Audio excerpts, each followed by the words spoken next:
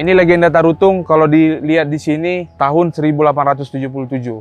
Banyak yang mungkin bertanya-tanya, mungkin orang luar juga, kenapa sih dinamakan Tarutung? Dulu ini perbukitan. Jadi untuk menandakan bahwa ini adalah berkumpulnya, baik itu perdagangan, terus perkumpulan Raja-Raja Bius.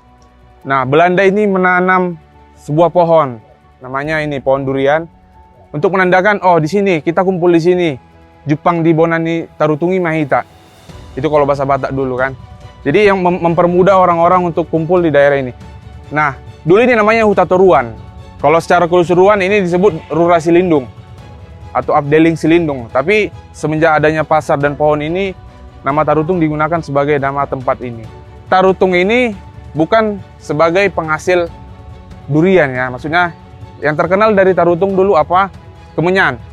Jadi di sini dulu banyak toke-toke kemenyan yang terkenal sebagai penampung kemenyan dari daerah Humbahas, Balige, dan lain sebagainya.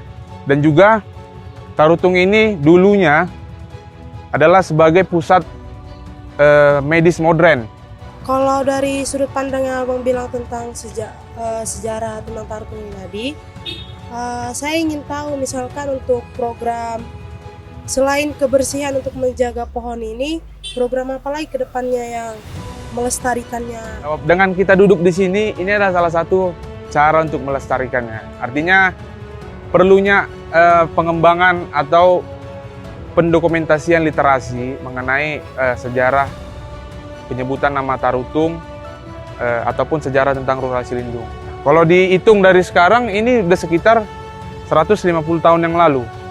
Ada beberapa versi sebenarnya. Ada yang mengatakan bahwa pohon ini ditanam oleh Singamangaraja. Mungkin ada ya kawan-kawan yang pernah dengar. Tapi dari artikel yang saya baca juga, bahwa ini ditanam oleh tentara Belanda sebagai penanda bahwa inilah tempat pusat pasar atau onan, tempat berkumpulnya para pedagang.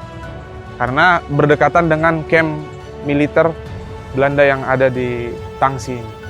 Kami dari Dinas Kebudayaan Pariwisata Ekonomi Kreatif, saya senang sekali karena mengundang anak-anak sekolah. Kalau orang tua yang diundang, ya, memang mereka ingin juga mengetahui, tapi dasarnya adalah anak-anak sekolah regenerasi. Jadi kita jangan menghilangkan sejarah. Sejarah itu adalah merupakan identitas kita, identitas daripada Kota Tarutung. Nah, ini dia salah satunya adalah legenda ya kota yang berdirinya ini adalah pohon durian, Tarutung. Bukan berarti seperti yang dikatakan Ito tadi, bukan berarti adalah penghasil durian, tapi adalah tempat tadinya sebagai tanda bahwa di sini menurut Van Mock itu mengatakan bahwa